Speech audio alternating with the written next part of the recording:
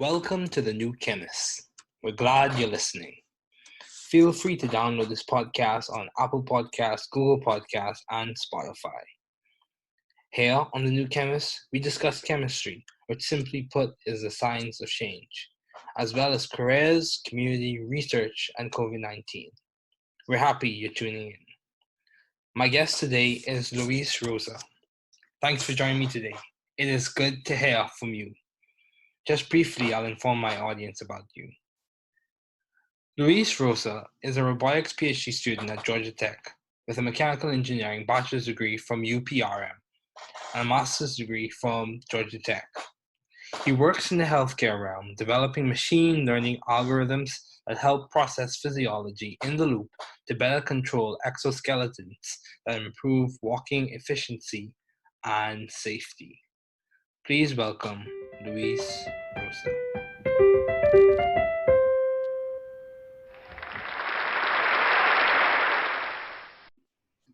Thank you, Luis, for joining me today. It is good to see you. Likewise. Yes. So, as we begin, I do have a few questions for you. Do you have any advice for those wanting to pursue the field you're currently studying in? Well, I'm studying robotics, and I think it's a pretty new field. So it's definitely maybe not as much information out there. I'd say robotics is a big field. So step one should be maybe defining within robotics what kind of work you're interested in. Both the nature of the work, as in, are you looking for an academia job? Are you looking for an industry job? Some startup or something else? And also, like, are you more of like the coding kind of robotics researcher or worker? Are you more on like the design side of things or something else, right? I think it's a big space, and I think it's important to have a concrete goal so that you can better tailor how you do things, what you learn about. So I definitely do that. And yeah, I guess depending on which path you choose, and would be my recommendation, but definitely work hard and look for what you really need to do to get to the places that you want. Okay. Everything should be focused on what your ultimate goal is what I would say. And I think this goes not just for robotics, but whatever domain or area you're working at. Definitely look up to what you want to do and what you need to do to get there, which sometimes is not as easy as it sounds. The information might be nowhere to be found, but ask people around, and I think that can lead you towards, or at least closer to where you want to be.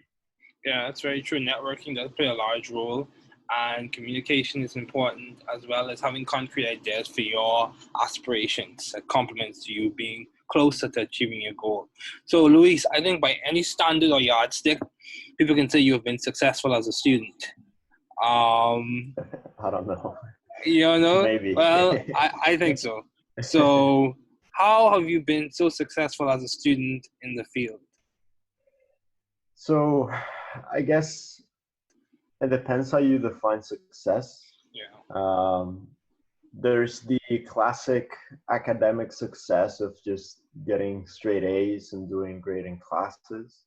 I think in the PhD, classes tend to be less important, and it's more about the research that you do. I will admit that when I first started my PhD, I really didn't know what I was doing.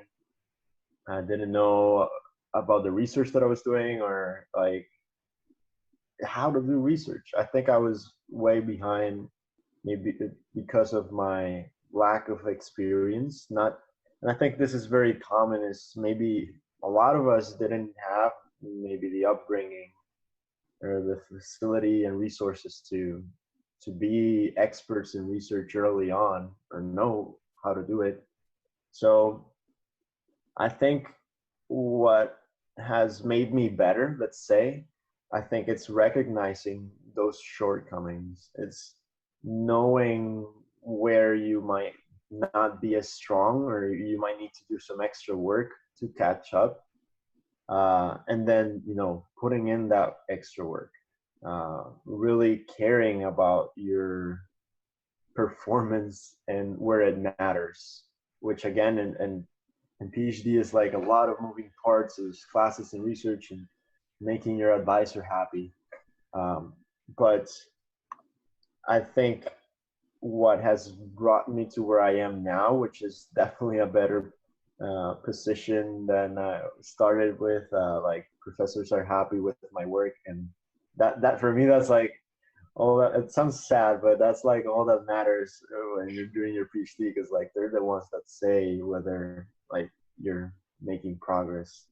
I mean, there's tons of things, and you want to do great research and good science that's valuable for people and for your future. But yeah, I think it's knowing the areas that you can work on to improve, and putting in the like asking around, ask your fellow lab mates, ask your peers and colleagues about what it is that they're doing, and just always try to be aware and conscious about your performance and how you're doing.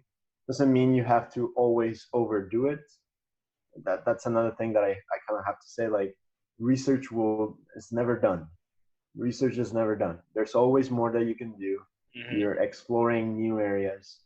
So it's important to keep, again, everything in perspective so that you can better manage your time and have, you know, I'm spreading a little bit too much on this answer, but let's just say to be successful, you really need to be on top of what you're doing and why you're doing it and how you can be better at all of it.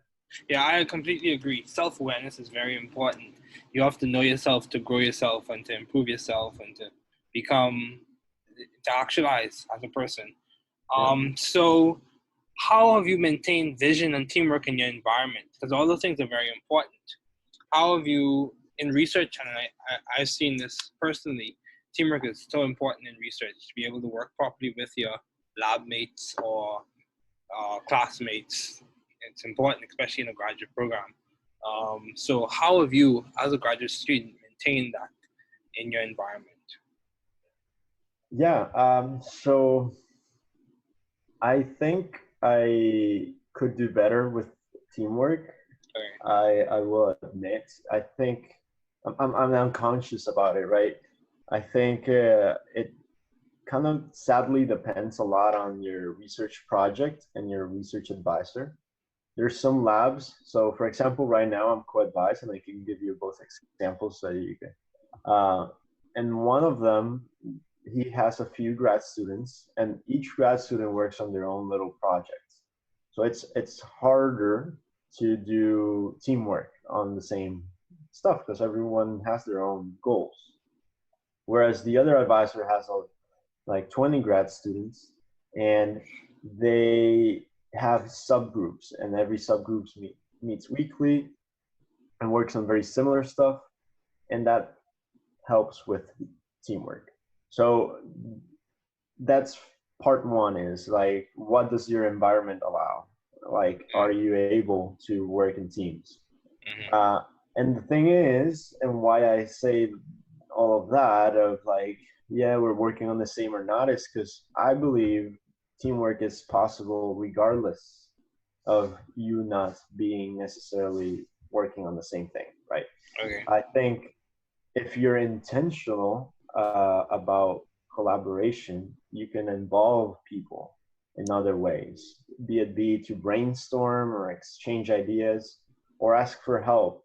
Um, I was one who I don't like asking for help. I like doing things by myself and all, and just because I don't want to be occupying or bothering people. But at the same time, I've learned through my PhD that I need to ask for help, and I need to take into account other people's point of view and like in the end, I think it helps you grow and learn from others, and it helps the project be like have better results because you're accounting for more brains. And I think people are generally willing and happy to help you if they have the time. So I think when it comes to teamwork, I would say be intentional and proactive in looking out for people. Don't wait for them to ask, or don't wait for you to need it necessarily. Mm. Sometimes, even if you don't need the help, it's good to still ask for that extra opinion of somebody else. It's good to, involve other people and invest in them, invest in your relationship with them. And I guess I'm looking at it from the research perspective, but Yeah. out there, and you can be above them, like you can be their boss, or it could be the other way around, like they're your boss, and you still have to be conscious of this whole situation. And in all cases, try to promote more of that conversation and that inclusiveness of ideas, um, and again, invest in that relationship, and it will pay in dividends. Like it will definitely and certainly help you do more. So Okay. Yeah, that's good. So why did you choose mechanical engineering as a field to major in? so for mechanical engineering, the long story short, I'd say it's because I like Legos. Okay. uh, I feel like this is like every engineer's answer, but um, yeah, I when I was trying to choose, in my family there weren't really any engineers, and I I did not I wanted to be a professional, but I didn't want to do, let's say, like medicine or law or other things. Not that there's anything wrong with them. This just wasn't Hmm. for me. Hmm. Um, and because I was good with math and building things, and that maybe a little creative mind, you could say. Um, my parents thought engineering would be a good way to go, and then we kind of asked an engineer or two what they thought, and oh, they were mechanical engineers after all, so they might have been biased about how mechanical engineering is good. I think they were accurate in saying that it's broader than most Hmm. engineering disciplines. And just because of that, um, I think it really resonated with the things that I liked, at least in paper. Okay. Uh, yeah, I think that's the long story short. Okay, cool, man, cool. So why did you choose robotics as a field to do your doctoral studies in? Why did you choose robotics as a concentration? Yeah, so funny story. Okay. Um, it was I it was pretty recently. It was like at the end of my undergrad. Okay. I was doing some cleanup, and I found, like, in my house, in my closet, all these old things, and I found like a binder that I did in fifth grade, and it had an autobiography. Okay. And part of it said, like, what do you want to do when you grow up? And it said robotics and help people. Wow. I wanted to build robots. And at this point, like, I'm already like applying to a robotics PhD. So it's funny for me to think that I've always kind of wanted this, and I just forgot that I wanted it. Wow. Um, so that's like, yeah, I've always wanted it, but at the same time, what made me what reminded me of this, I don't know, passion that I had. I did this internship at Boeing in which uh, I was very proactive in asking people higher up. I asked them for interviews, and I was moving all around, exploring what they had. Um, and I went to this research and development lab that they have in University of Washington. Mm-hmm. and there it's a robotics lab, Okay. and that's where I met for the first time somebody who had done a robotics PhD, Wow. which I did not know was a thing. I was like, wait, what? I could do a PhD in robotics? So there I am, ignorant to the world of possibilities that's out there. Yeah. Um, and after that, I changed. I started doing robotics. I started doing research, and because I had done a little bit of robotics, like special projects and stuff. But um, yeah, so I think it was a combination of the opportunities that presented themselves in undergrad to do a little robotics work, and then learning about how robotics is a major that really automatically clicked. And yeah, I was driven to it Okay. since. Good, dude. That's good. That's good. It's interesting. You said you always had the passion all along. It just took you a while to remind yourself and Yeah, remember I about it. mean, yes, Yeah, dude. yeah. That's interesting because I think sometimes amidst the circumstances and obstacles that people may face, sometimes your hope, your dreams are deferred, and you put them to the side, and Yeah. then you don't always pursue them. But it's good that you're pursuing something you've always been passionate about. So, given all your responsibilities and accomplishments, Luis, how do you maintain a balanced life? Or how are you trying to maintain a Yeah, balanced yeah. life? In short, you have to prioritize it. It Yeah, has to priority. be one of your priorities. Yeah. You have to be intentional. And the way I see it is I am more efficient. I am better at my work if I am well slept. If I am eating healthy, I feel better. If I exercise, I feel better. If I take time to socialize and meet people, I feel better. And all that for me translates into better work. And in the end, like I'm doing a PhD, but I'm also in my 20s, so I don't want to like completely just be in lab 24/7. I don't think that's healthy. I don't think Mm-hmm. I'll be happy later on if I just went by all these years without meeting anyone, right? So I think being intentional, being proactive, and setting yourself like a minimum, kind of like at least one night at a week. I'll go eat with somebody or like something. Different people have different needs and different amounts of social requirements, let's say. Mm-hmm. But definitely spend time on you. Um, and yeah, I could say a lot more, but I think it's different for everyone. But as long as you do not get too carried away with work, I have a saying that's we work to live, we don't live to work. So Mm. Yeah, it's true.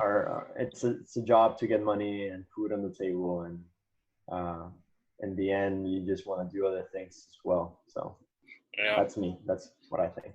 Yeah, and one of the things I keep in mind is that work will always be there, whether you're there or not, whether the people are there or not, whether you Yeah, make time for them or not. Work will always be there.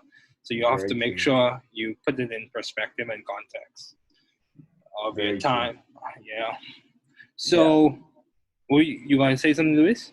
I was gonna say that it ties up to what I said earlier that Yeah. research is never done. It's like work is there's always gonna be more. Yeah. So just take your time too. So, how have you found the right environment for you to thrive scientifically and intellectually? Why did you choose the specific university to do your PhD at? Or how have you found a good environment for you to thrive? Um, why did you choose this environment? Yeah, so I think environments for you thriving can go in two ways. One is the university or the company or wherever you're working. In my case, I came to Georgia Tech for summer research program before, while I was an undergrad, and that's where I kind of learned about a lot of things and research in Georgia Tech. But it wasn't until I did some search of my own of what the top robotics universities were. That's when I saw Georgia Tech was like number 3 on some ranking, on the like best robotics. I don't know how official that ranking list is, but I knew Georgia Tech was a great option, and I also had liked what I saw in terms of environment and culture. Mm-hmm. I like the collaborative and the, inclusion of minorities and all of this. Mm-hmm. So I applied to the top robotics schools. I didn't get into many, uh, but I got into Georgia Tech, which was like my number one choice, just because of it was very good at robotics and very good at that support that comes with it. So yeah, when it comes to finding the great environment that's conducive, is again, what do you want to do, and what's the best that you can, where's the best place that you can get to and be working at that will Yeah. help you get there. Yeah, that's true. And the other quick thing about environment for success is it's also important to be aware of your surroundings. Like, and it sounds menial, but like where you live and who's surrounding you, who are the people that have influence in you, whether you're conscious about it or not. I think that's also very important for, and has very big impact in like your scientific and what your performance is. Yeah. So yeah, first semester for me, I had a long commute, and even that it was like new to me, and it affected like my day to day. So it's little things that you also have to keep in mind and try to optimize so that your Yeah. whole performance is good. Yep. I agree. So, Luis, how do you maintain a view of the bigger picture in your life and in your career in general? When you face obstacles and challenges, how do you keep things in perspective? Yeah, so I think I think a lot about life and like kind of these very big picture ideas of why we do things. I like to dream, and it sounds, I don't know how it sounds, but I like to dream and think about the future and what I could do. Uh, and I like to have big aspirations. I've been a positive person all my life, and I think it helps me and it drives me to have those big aspirations. And even if I don't really become like Iron Man or whatever crazy idea I could have, Yeah. um, I could still go a long way. Uh, I could still go a long way. And the thing is, I think there's a sweet spot between how much work you want to put in on a daily basis and where you wanna get to. Um, Maybe you're not willing to work 100 hours a week like some CEOs I've heard about that are famous. I don't want that, right? So I might be happy with not being the next Elon Musk. Let's just say, like I've heard he works a long hours. I might be wrong. Don't quote me on this, but um, so yeah, I think it's just a constant reminder of what do you want to do, and have that vision of what is driving and why. Have a reason for doing things. Mm-hmm. Definitely have a reason. Don't do things just because it's the right thing, or like it's what people told you is what you should be doing. Like really think about why you do things, and if you have some good reasons, then those good reasons will maintain and will still be there. It might keep changing on a daily basis, and Mm-hmm. it might evolve, and but those changes will be a lot smaller if you had a good foundation, right? Because we change as people and what we want Mm-hmm. might change. But if you had a good foundation, it's not like 1 weekend and you're regretting coming into grad school. That's not how it should be. Um, so I feel like because I put in enough time to figuring out what it is I wanted, Mm-hmm. I'm like I have more than enough reasons to uh, stay and work through the problems, which I think is the hardest part, right? It's Mm-hmm. they'll come the tough times and you want to quit and like do something else, and that's when you have to look back to the big picture, look back to Yeah. the impact that you want to have and that you've had, right? Also give you some credit on what you've done so far. So I think it's just about perspective and being intentional about it. Yeah. Um, just to finish, I know I've talked a lot, but It's fine, to, Luis.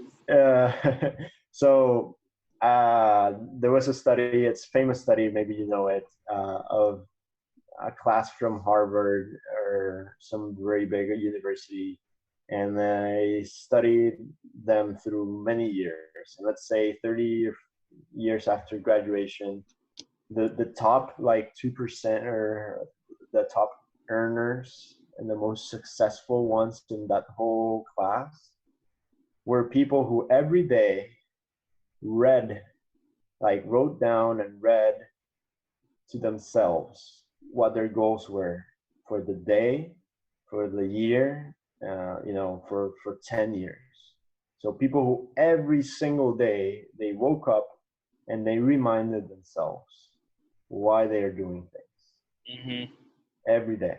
And I think getting into those sort of habits in which you're intentional about reminding yourself and why you're doing things, what it is you want, Mm-hmm. that will make your daily problems like trivial in comparison to that Wow. big goal that you're going for. So Dude, that's powerful.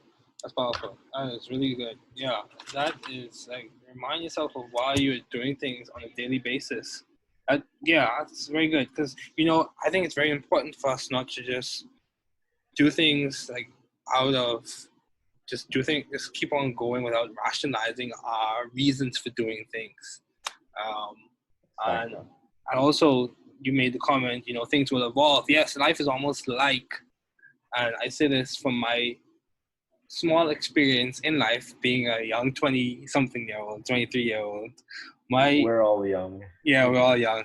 So my thing is, for some reason it stands out to me that life is almost like a research experiment in some ways. You are adjusting things, adjusting parameters because you have an idealized goal that you're trying to achieve.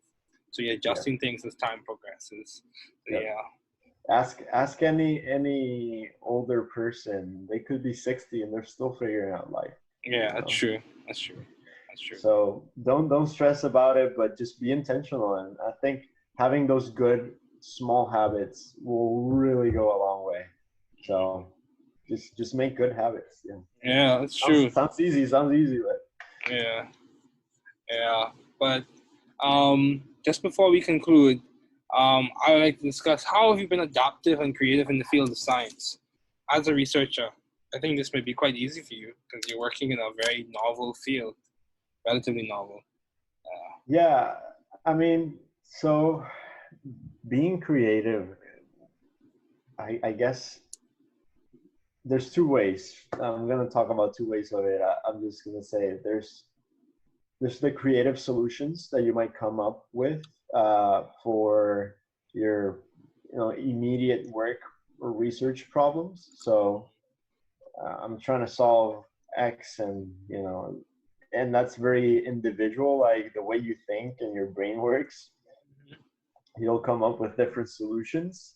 And I think towards that you have to be in a good frame of mind. That's and you have to educate yourself and get enough knowledge in so that you have enough data points, right, to Mm-hmm. make the best estimate or the best guess, or right.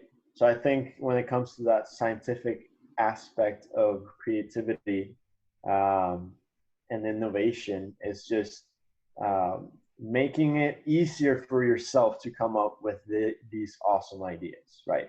So set up the whole surroundings, as we were talking earlier about your environment and all of that, like make it conducive for you to come up with them. And the second thing is you also kind of have to be creative in life and into how to deal with other problems that might come your way.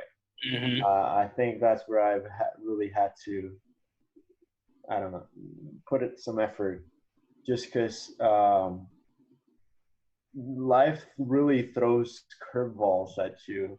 Yeah. And different people have different issues, and what's a problem for me might not be for you, and vice versa. Mm-hmm. But I think sometimes it requires creativity to get out of these situations. And I think that comes paired with, again, a greater perspective, like a zoomed out look at what's happening. Um, yeah, I've had to kind of, I've been humbled coming here, because you think you know a lot about Yeah. things in life, and then you realize you really don't. Yeah. Or vice versa, you think you don't know anything, and some people are great and they just have like this imposter syndrome or something. Um, so Yeah. yeah, I think that perspective and that just willingness to keep going and look for another option. Always look for other options, not settling right away. You do Mm-hmm. have to settle at some point and do something, right? But always looking for a better way to do things and improve yourself. I'm like always optimizing. I like that word, right? Like Yeah. always looking for a better way to do things. And I think that leads in the end to more creative, more novel, constructive work, and more novel ways of navigating through life. So Wow. That's good. Thank you, Luis, for joining me today. It was good to have you on. thanks for having me. And